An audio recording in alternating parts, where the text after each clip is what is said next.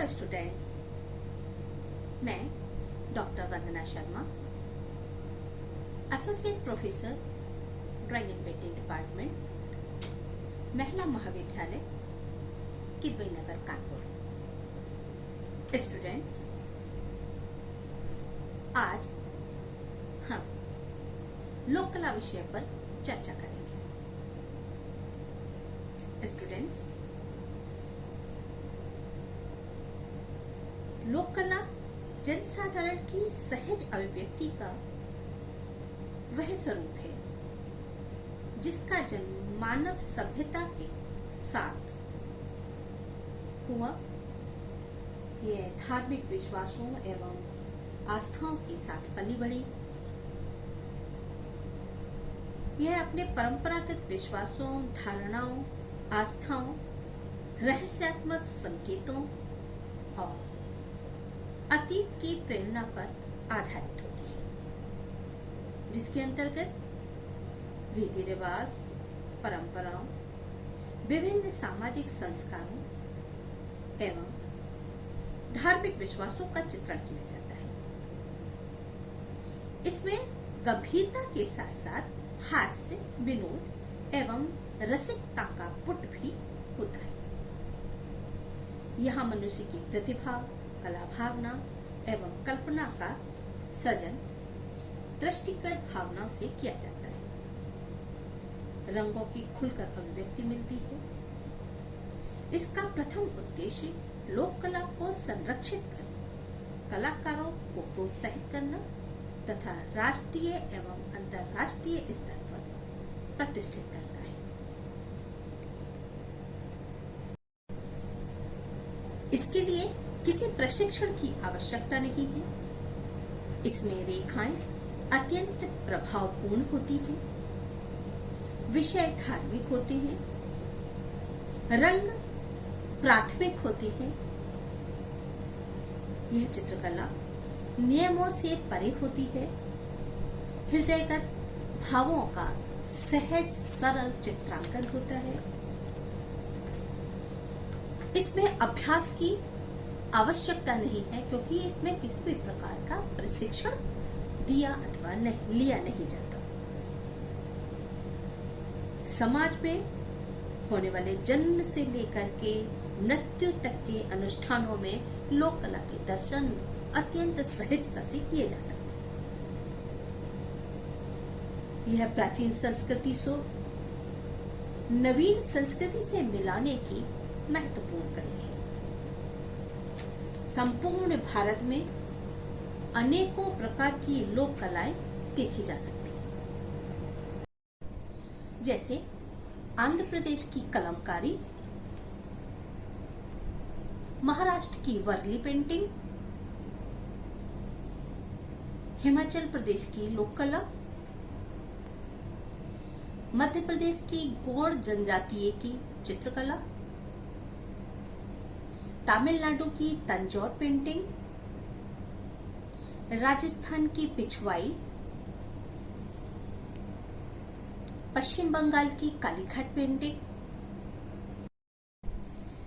उर्दू एवं फारसी कैलियोग्राफर की भांति बिहार एवं झारखंड के कोहबर चित्रकार अपनी रेखाओं में एक रूपता, संगति एवं संतुलन का निरूपण करती है।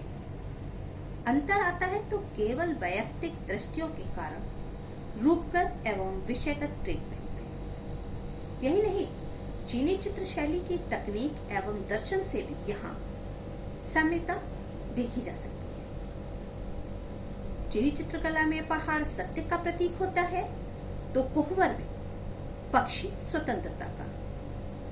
चीनी चित्रण में पेड़ प्रतिकूल परिस्थितियों में धैर्य का प्रतीक है, तो कोहबर में खजूर पूर्णता का। लंबी उम्र के लिए चीनी चित्रकार देवदार वृक्ष का चित्रण करता है, तो कोहबर में आम का वृक्ष जीवन भर साथ निभाने तथा अटल सौभाग्य के साथ वंश की वृद्धि को भी दर्शाता है। दोनों ही शैलियों में कमल का पुष्प अनिवार्य रूप से अंकित किया जाता है। भारतीय संदर्भ में यह प्राण का वह स्वरूप है जो जीवन का आह्वान करता है।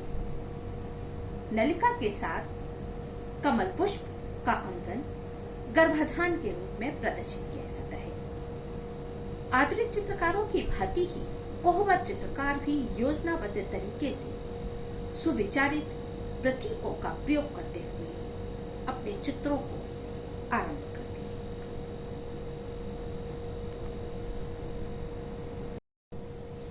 लोक कला के दर्शन, चित्रकारी, भूमि चित्र जिसमें अल्पना एवं रंगोली, हस्तशिल्प, इसके अंतर्गत मणिमूर्तियां, खिलौने, सजावटी बर्तन, मुखौटे, काष्ठकला, मूस निर्मित जीवन उपयोगी सामग्री, पेपर मैशी, केन, बांस से निर्मित फर्नीचर, रंगीन कलात्मक आभूषण तथा वस्त्र उद्योग आदि में दिखाई पड़ती है, जहां कलाकार लोक कला के साथ साथ विभिन्न धरातलों पर नवीन नवीन प्रयोग करता है।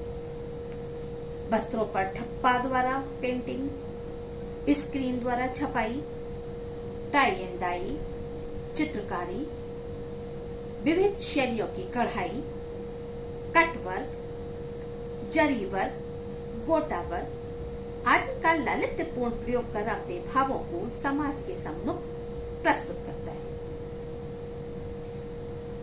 भारतीय आधुनिक कला में लोक तत्वों को समाहित करने में शांति निकेतन के चित्रकारों ने आरंभिक एवं अभिनव प्रयोग करने आरंभ कर दिए थे।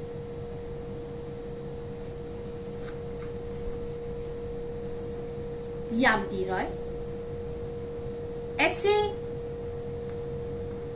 प्रतिभावान कलाकार थे जिन्होंने लोक चित्रों को सर्वप्रथम अत्यंत दृढ़तापूर्ण चित्रण करना आरंभ कर दिया और अंतरराष्ट्रीय स्तर पर आपकी अनेकों चित्र प्रदर्शनियां प्रदर्शित हुई। जब तक भारत में चित्र प्रदर्शनियां आयोजित हुई, उन्हें वह महत्व प्राप्त नहीं हुआ, किंतु जैसे ही अंतरराष्ट्रीय स्तर पर आपने अपनी चित्र प्रदर्शनी आयोजित की और मीडिया ने आपको कवरेज किया, उसके पश्चात भारत में आपको प्रसिद्धि मिली।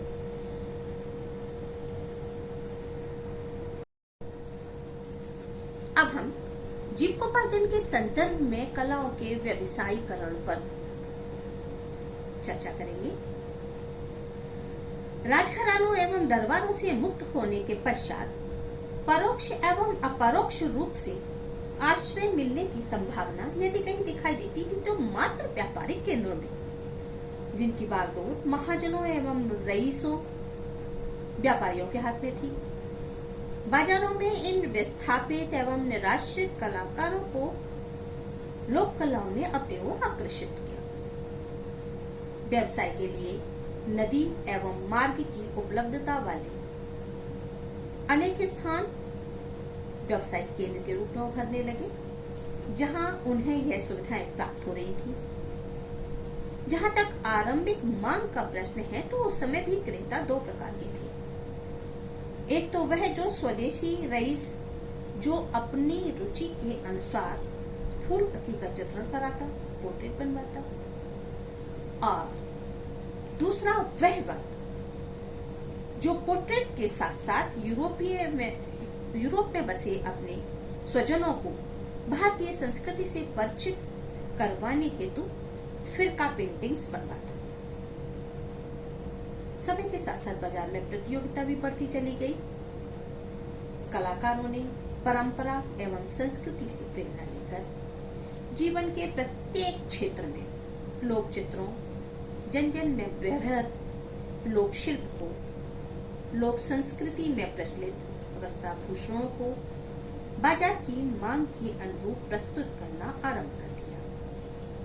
बंगाल के कालीघाट, उड़ीसा के पटचित्र, महाराष्ट्र की बरली, बिहार की मधुबनी, साड़ियाँ, रेडीमेड वस्त्रों में।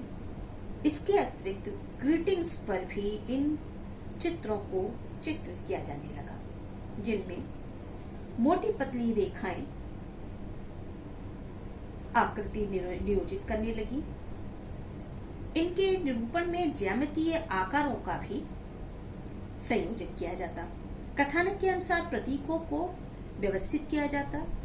पहले यह काम हाथ के द्वारा किया जाता था, किंतु कुछ समय पश्चात स्क्रीन के द्वारा किया जाने लगा, जिसमें चटक रंग योजना के साथ साथ रासायनिक रंग भी प्रयुक्त किए जाने लगे। आज उत्तर प्रदेश, महाराष्ट्र, बंगाल, बिहार आदि अनेक स्थानों की टेराकोटा वस्तुएं लोक कलाकारों को व्यवसाय देकर उनके जीविकोपार्जन का माध्यम बनी हुई है। अकेले महाराष्ट्र में ही कई लाख कारीगर ऐसे हैं जो गणेश स्थापना एवं दुर्गा पूजा पर विविध प्रकार की मूर्तियां निर्मित करती हैं। यह मूर्तियां न सिर्फ भारत बल्कि भारत से बाहर भी निर्यात की जाती हैं, जिनसे करोड़ों रुपए की विदेशी मुद्रा अर्जित होती है। मिट्टी से बनने वाले फलकों का प्रयोग वास्तु सज्जा एवं अलंकरण में किया जाता है। भारत में गुप्तकाल से लेकर 19वीं शताब्दी तक हजारों की संख्या में मणि मंदिरों का निर्माण हुआ, जिनके अलंकरण में अनेकों मणि फलकों को चिपकाया गया। जोड़बांगला एवं श्याम राय मंदिर वह विश्व प्रसिद्ध मंदिर हैं, जिन पर असंख्य मणि फलकों को चिपकाया गया है। आज बड़े बड़े व्यवसायी अपने यहाँ इसी प्रकार के म्यूरल्स बनवा रहे हैं।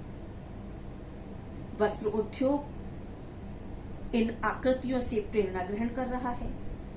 आज भी सैकड़ों कलाकार इन मणिफलकों की अनुकृतियां तैयार कर अपना भरण पोषण कर रहा है।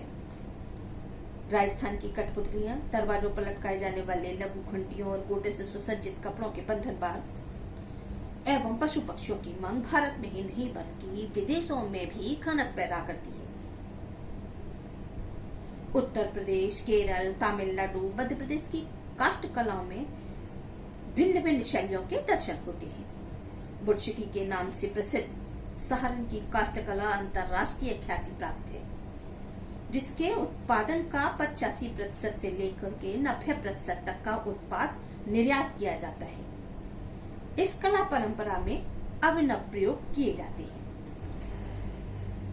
शिल्प उद्योग से प्राप्त सामग्री के विपणन हेतु बड़े बड़े पार्कों, मैदानों, पंचतारे होटलों में प्रदर्शनियां लगाकर इन उत्पादों को ऊंची कीमत पर बेचने का कार्य किया जाता है।